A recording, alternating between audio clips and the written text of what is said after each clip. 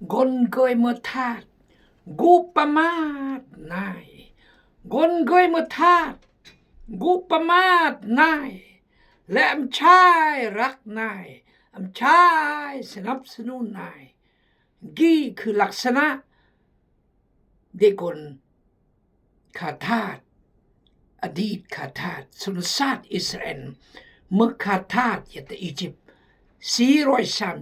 431กูประมาทกูลังกูรายกูโจมตี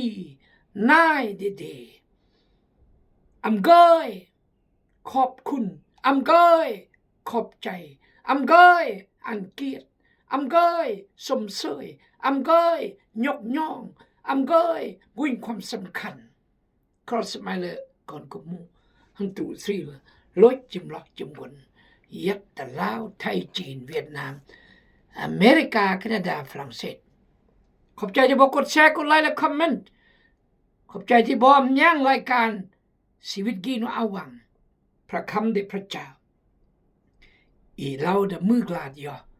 ถึงเรื่องปัญหากมู่3แนว1อีสันตรูดอีกัมปุอีทุกกัมปุอีสันตรูดและยัดขึ้นรุมเรียงเป็นบันปีเรือเคลื่อนยากอ่อนเพลียเปียลอยเกิดสภาพแบบนี้อ่อนเพลียเปียลอยทางแนวคิดจิตใจความรู้สึกแนวคิดปลอลำอ่อนเพลียเปียลอยมารยามกล้าหาญมารยามเด็ดเดียวฉะนั้นพระเจ้าจึงเล่าอยู่อิสราเอลเล่าอยู่โมเสสอันโมเสสเนี่ยบอกพี่น้องมอกอยู่สวยอันเด็ดเดียวและกล้าหาญตะทอดถอยโมเสสมอกอยู่สวยอันมีเด็ดเดียวและกล้าหาญต่างเงาะต่างเกลือจงเด็ดเดียวและกล้าหาญเจ้าจะนำประชาชนอิสราเอลเข้าไปในดินแดนที่เราได้สัญญาไว้กับพวกเขาและเราจะอยู่กับเจ้าหนังสือพระบัญญัติ2บท31ข้อ23แล้วองค์พระเจ้าได้กล่าวแก่โยชูวลูกชายของนุนโดยได้บอกเราว่าจงดัดเดียวและกล้าหาญกนอีถ้าเปิดเงียมดัดเดียวและเงียมกล้าหาญก็หาญอันเปรียงเตหาญอันเปรียงเตถ้าเปิดเงียมดัดเดียวและกล้าหาญอีก็หาญอันเปรียงเตพระเจ้าบอกอันโมเสสเล่าอยู่สวยตะเหมือนสัญชาติอิสราเอลตลอด40 ปีเมื่อยัดบริยัดจมยัดปอยยัดตรวายเราจะเวรกายอียิปต์จะเวรกายอียิปต์จะเวรกายอียิปต์แต่งตั้งผู้นำเวรกายอียิปต์ตายอมยังโมเสสดีคือนิสัยชีวิตแนวคิดเด็กคนเคยเมื่อขาดทาสจะรื้อฟื้นยากจะตำกะปิดยากจะลงยากแต่ดักกันสุดอิสราเอลก็เข้มแข็งเมื่อมวยสันสาดโลกที่เข้มแข็งที่สุดกล้าหาญที่สุดเด็ดเดียวที่สุดและเมื่อมวยสันสาดที่เข้มแข็งที่สุดโลกที่ยอมรับจิวเก่งมันไม่กล้องไม่หันยืมมาเมื่อจิสนะนอเบือนท่านออันปล่อยอันเรียงสนะดีพี่น้องเอ่ยจงดัดเดียวและกล้าหาญเจ้าจะนำประชาชนอิสราเอลเข้าไปในดินแดนที่เราได้สัญญาไว้กับพวกเขาและเขาจะอยู่กับเจ้า หมอกอันเด็ดเดียวและกล้าหาญปลอดอุเจียดบรมเมแต่ภารกิจมิชชั่นเดยสวยคือจะนำคนกูดแต่ประเทศกานาอานที่น้อยยัดจมือกีสุดยอดพี่น้องพระเจ้าเตือนอีและเตือนอิสราเอลและโยสวยในเวลานี้ครอสไมเลอร์ลอยจมบนก่อนขมูลตุสรีที่ติดตามอย่างพระคำพระเจ้าอ้วมเล่าซึ่งเอามาพระคำพระเจ้าเมื่อความจริงก็มูอีอ่อนเพียเปียลอยอำชายรักยอมชายสมัคคียอมชายย่อยยออำชายปุ่มลุมสมัคคียออำรักนายอำนับถือนายอำเคารพนายก็มักกำปองลูกน้องนายก็อำรักลูกน้องปะบาร์ฝ่ายก็เลยอ่อนเพียเปียลอยอีที่มันผู้นำคริสเตียนอีกต้องมาอันสมาชิกอีจิมอีกต้องกระจกอันสมาชิกอีเปลอีกต้องโคมบาลอันสมาชิกอีเดินทางย่างอำดึกยีดึกกันนายกันนี้ดึกบูดดึกยาสารดึกคนหนึ่งดึกเบียดึกกบูลดึกลอยดึกลากดึกโลบเพราะมาโคมบาลอันนอเดศิษยาพิบาลอาจารย์ผู้รับใช้ผู้ปกครองจะต้องมาอันนอจิมสเกมแต่ความรักเกมแต่ความเชื่อเกมแต่ความจริงเกมแต่ความเลือเกมแต่ความเห็นแก่ตัวเกมแต่ความสัตย์ซื่อเกมแต่ความอัมพุนคือทอมลอจูรเสียสละต้องเก็บ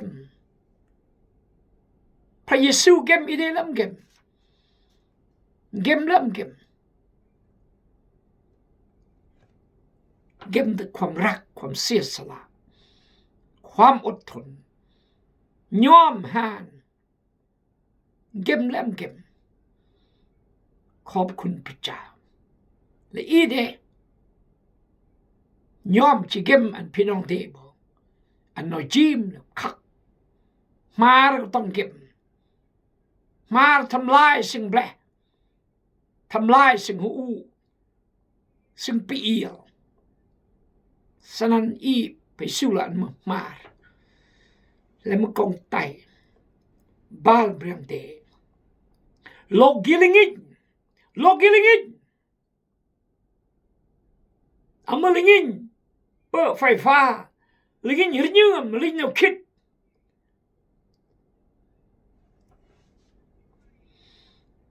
ยี่พระคัมภีร์บอกลิงินต้องการความสว่างต้องการโลบะที่จะนำนอยทึกงอทึกจินตรอกทึกตู้ทึกตงทึกรงที่จะขอพระเจ้าเมตตาเอง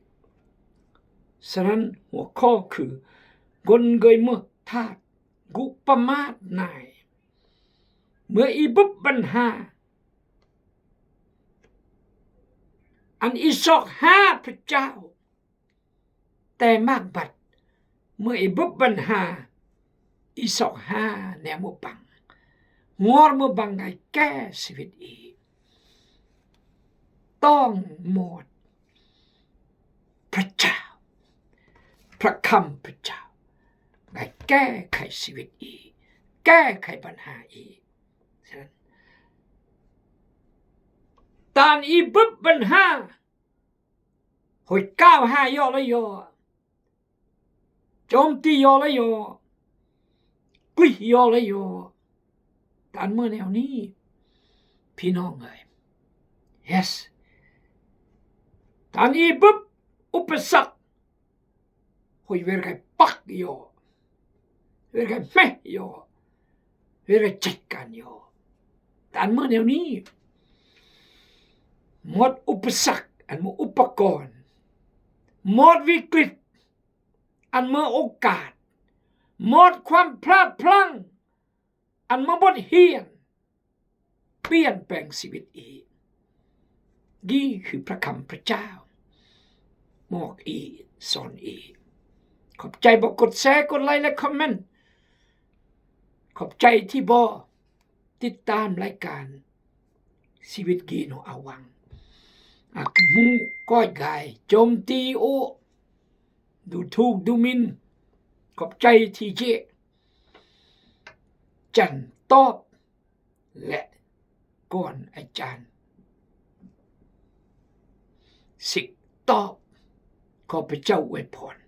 ตอบนะนี่เอาละร่วมย่ออ่านพระคำพระเจ้าร่วมย่อในหนังสืออพยพบท17 ข้อ 1อพยพบท17 ข้อ 1จะอ่านพี่น้องเมียงซุม ซุมชนอิสราเอลทั้งหมดได้ออกจากถิ่นแห้งแล้งกันดารสิ้นซึ่งเมื่อสิ้น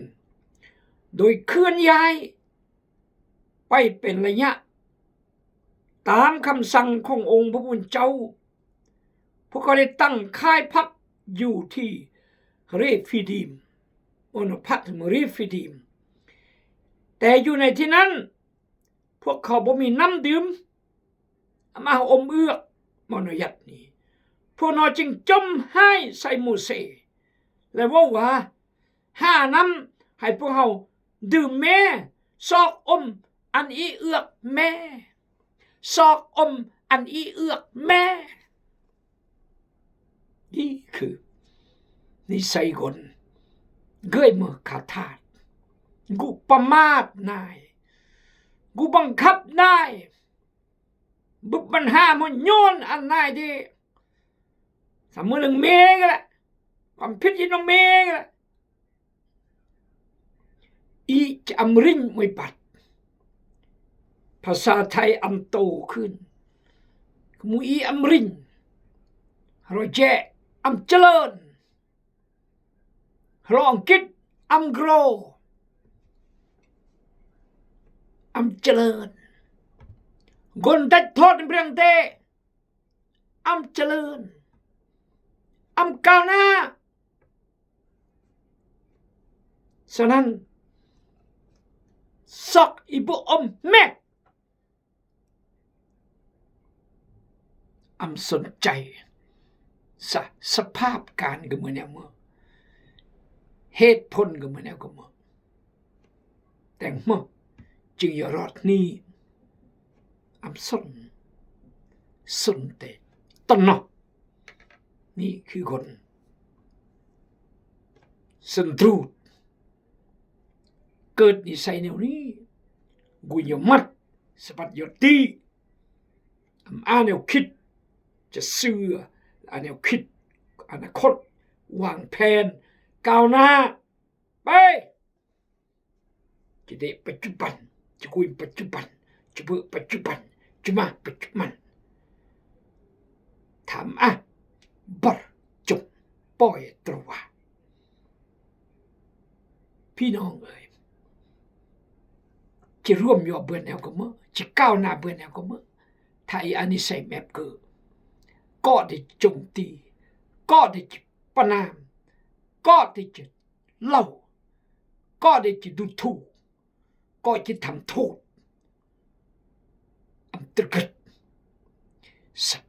พระเจ้าเปลี่ยนจากอียิปต์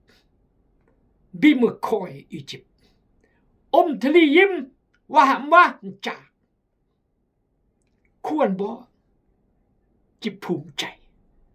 ควรบ่จิเลอะเยือมควรบ่จิกุยมุนคุณ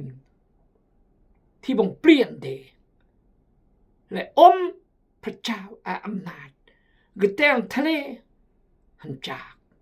แทนที่จะออกยอกกำนูนอธิษฐานพร้อมโมเสครอนอีกกำนูนอธิษฐานพร้อมพร้อมแยะเพื่อจะเบื่อนไว้เอือกพระเจ้าอาจริง พระเจ้าจอยเบื่อนพระเจ้าอำนาจฤทธิ์เดชจอยอีเบื่อนแทนที่เจียร์นี่ไปเราเนี่ยมั้งซอกอันพวกอีเอือกแม่ซอกอันพวกอีเอือกแม่นี่พวกอาเค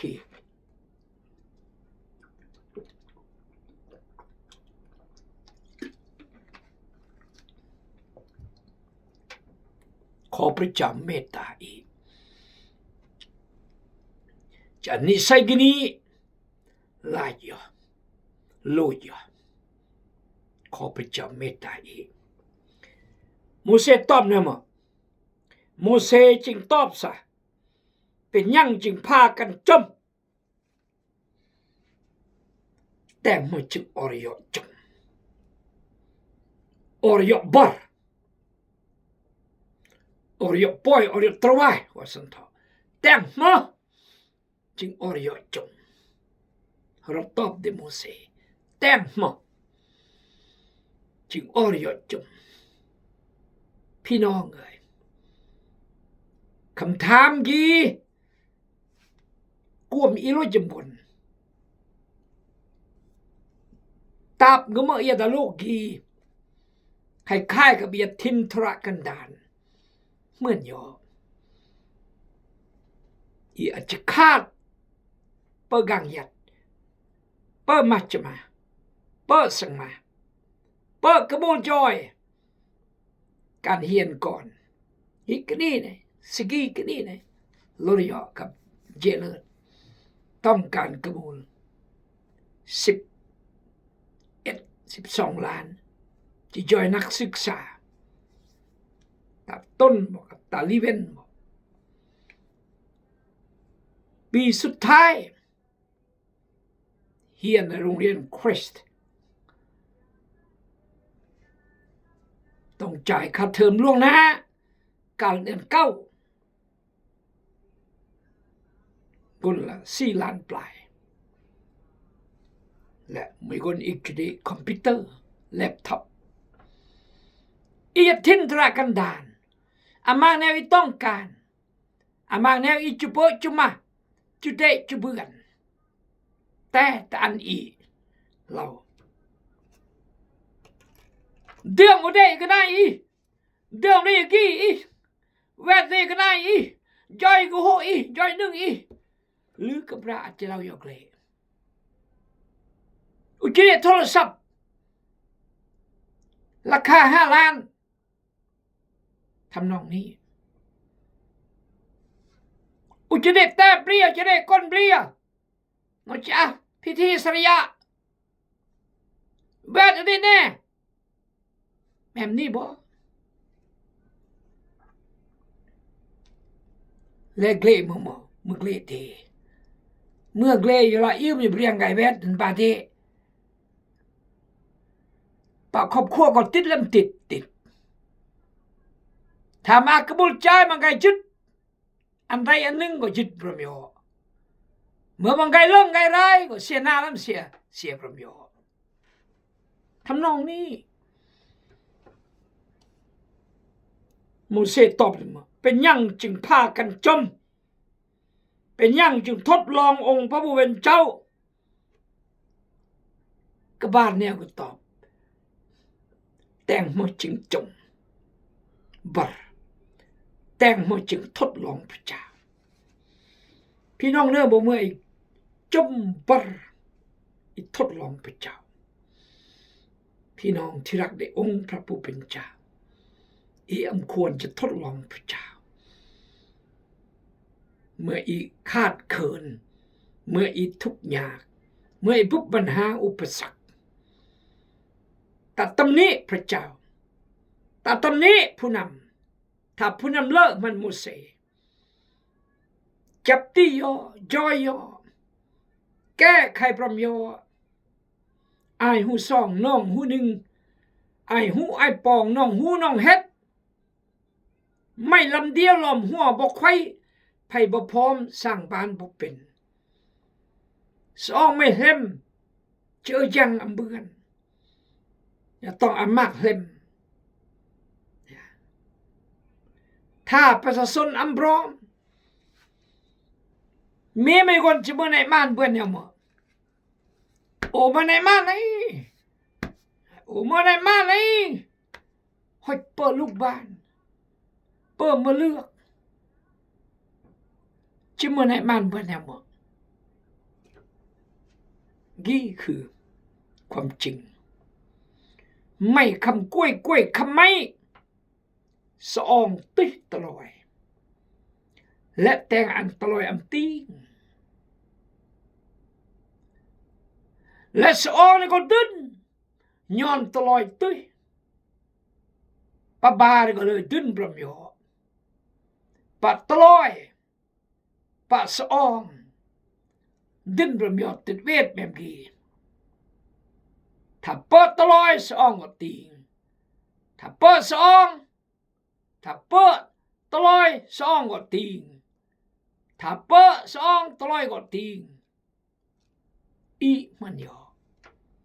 แต่คนพวกกี้อำเมื่อแนวนี้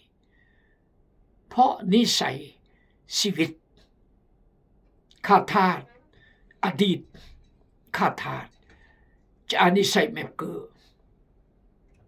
อำเคารพนายอำนับถือนายเปิดยำกล้าหาญเปิดยำดัดเดียวอำกุยอนาคตกว้างไกลยังได้ยังเดินยังเจอยังเดินยังเละนี่คือขาดทาสอันกุยมัดสบัดยตีอำดึงนี้อำแตงอำยาเมื่อความจริงแล้วมั้งอดอมโลอีกแน่แต่เมื่อจึงจมแต่เมื่อจึงทดสอบพระเจ้าระวังมาจำกึนเมื่อบาบารมมาจะมากระมูลจิตใจขาดเทอมก่อนเครื่องวันเต็มกูพระเจ้าเมื่อในมืออำจอยเมื่อในมือพระเจ้ามวยพรเดีก็รับใส่พระเจ้าเลยดีก็รับใส่พระเจ้ามากปีระวังอีทดสอบพระเจ้าอีท้าทายพระเจ้าอีจิท้าทายพระเจ้าเพื่อนนะก็มั่วจะทดลองพระเจ้าเพื่อนนะก็มั่วเกิดมาพระเจ้าอีก็สร้างอีก็ประเวยอีนำมั่ว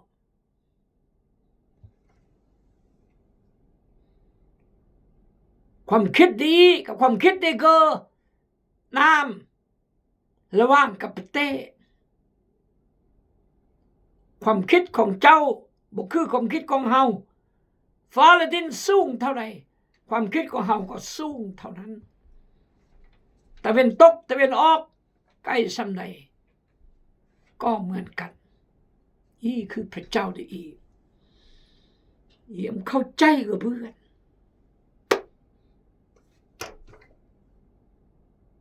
ดร.เอเดรียนโรเจอร์เราจังไม่คนอ่านพระคัมภีร์สุด